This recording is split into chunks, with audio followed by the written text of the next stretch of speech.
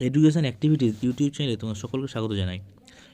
আগামীকাল তোমাদের মাধ্যমিকের ভূগোল পরীক্ষা, তাই ভূগোল পরীক্ষার আগে 5 নম্বরের মাত্র হাতে গোনা কয়েকটি প্রশ্ন, 3 থেকে 4টি প্রশ্ন তোমাদের দেবো। এখান থেকে তোমরা 5 নম্বরের প্রশ্ন কিন্তু কমন পেয়ে যাবে। চলে আসছি সাজেশনের দিকে। আমরা প্রথমে বহির্জাত প্রক্রিয়া ও তার সৃষ্ট ভূমিরূপ। প্রথম এই চ্যাপ্টার থেকে খুবই গুরুত্বপূর্ণ, যে ইম্পর্টেন্ট এই প্রশ্নের জন্য, হিমবাহের ক্ষয়কার্যের ফলে সৃষ্ট ভূমিরূপ। এই প্রশ্নটি এবছরের জন্য খুবই ইম্পর্টেন্ট। এবং বায়ুর ক্ষয়কার্যের ফলে সৃষ্ট ভূমিরূপ, এই দুটি প্রশ্ন তোমরা যদি করে যাও, আশা করছি এই দুটো থেকে একটা তুমি অবশ্যই কমন পেয়ে যাবে। এছাড়াও তোমরা হিমবাহ ও জলধারার মিলিত কার্যের ফলে সৃষ্ট ভূমিরূপগুলি পরিচয় দাও এবং হিমবাহের সঞ্চয় কার্যের ফলে গঠিত ভূমিরূপ। কিন্তু বারবার বলছি, এ অধ্যায় থেকে তোমাদের হিমবাহের ক্ষয়কার্যের ফলে সৃষ্ট ভূমিরূপ এবং বায়ুর ক্ষয়কার্যের ফলে সৃষ্ট ভূমিরূপ আর হিমবাহ ও জলধারা মিলিত কার্যের ফলে সৃষ্ট ভূমিরূপ, এই যে 3টি প্রশ্ন তোমরা যদি ঠিকভাবে করে যাও, এখান থেকে তোমরা প্রশ্ন অবশ্যই কমন পেয়ে যাবে। এছাড়া তোমরা বায়ুমণ্ডল থেকে এই প্রশ্নগুলো দেখে রাখতে পারো, এগুলো কিন্তু এবছর জন্য গুরুত্বপূর্ণ। কিন্তু আমি যে ওই দুটি প্রশ্ন বললাম, হিমবাহ এবং বায়ুর ক্ষয়কার্যের ফলে, এখান থেকে তোমরা অবশ্যই কমন পেয়ে যাবে। তবুও তোমরা এগুলোকে দেখে রাখবে। উষ্ণতার তারতম্যের ভিত্তিতে বায়ুমণ্ডলের স্তর বিন্যাস, বিশ্ব উষ্ণায়নের প্রভাব বা ফলাফল আলোচনা করো এবং বায়ু বলয়ের সঙ্গে নিয়ত বায়ুর সম্পর্ক আলোচনা করো আর নিয়ত ব্যয়ের গতিপথ ও প্রভাব আলোচনা করো।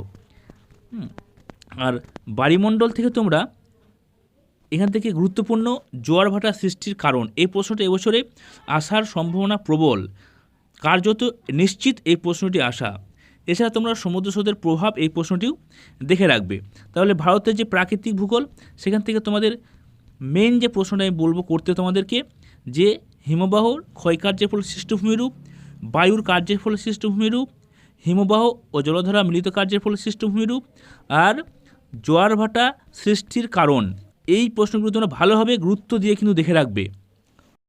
এবং তোমরা ভারত অর্থনৈতিক অংশ থেকে দেখে রাখবে, ভারতের গম, চা, কফি এবং ধান চাষের অনুকূল পরিবেশ।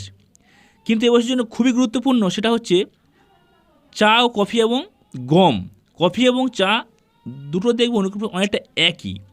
এছাড়া তোমরা গম, চা, কফি ও ধান, এই 4টি অনুকূল পরিবেশ তোমরা অবশ্যই দেখে রাখবে। আর পশ্চিম ভারতে কার্পাস বয়ন শিল্পের কেন্দ্রীভবনের কারণগুলি লেখো।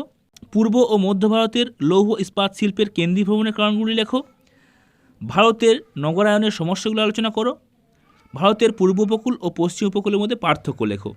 এই প্রশ্নগুলো তোমরা ভালোভাবে দেখে রাখো। এখান থেকে অনুকূল পরিবেশ থেকে তোমরা কফি, চা এবং গম, এই 3টি ভালো করে দেখে রাখবে। আর ভারতের নগরায়নের সমস্যা ভালো করে দেখে রাখবে। ভারতের পূর্ব উপকূল পশ্চিম উপকূলের পার্থক্য আর পূর্ব ও মধ্য ভারতের লৌহ ইস্পাত শিল্পের কেন্দ্রীভবনের কারণ, এই প্রশ্নগুলি তোমরা যদি রাতের মধ্যে দেখে রাখো, তাহলে 5 নম্বরে যে তোমাদের প্রশ্নগুলি আসে, এগুলি নিয়ে তোমাদের চিন্তার কোনো কারণ নেই। আরেকটা কথা, তোমরা যখন 5 নম্বরের প্রশ্ন লিখবে ভূগোলের ক্ষেত্রে, তোমাদের চিত্র দেওয়া কিন্তু অবশ্যই, প্রতিটি প্রশ্নের ক্ষেত্রে তোমাদের চিত্র দিতে বলবে। এবং চিত্র দিতে যদি না বলে, তোমাদের কিন্তু চিত্র অবশ্যই তোমরা দিয়ে দেবে। সংজ্ঞা, বৈশিষ্ট্য এবং চিত্র, এই 3টি তোমরা কিন্তু প্রতিটি প্রশ্নের ক্ষেত্রে আলাদা আলাদা করে পাঠ করে করে লিখবে। ভিডিওটি অবশ্যই তোমরা বেশি বেশি করে শেয়ার করে দাও। আর চ্যানেল নতুন হলে চ্যানেলটা সাবস্ক্রাইব করে দিও। ভিডিওটি প্রথম থেকে শেষ অবধি দেখার জন্য তোমাদেরকে অসংখ্য ধন্যবাদ।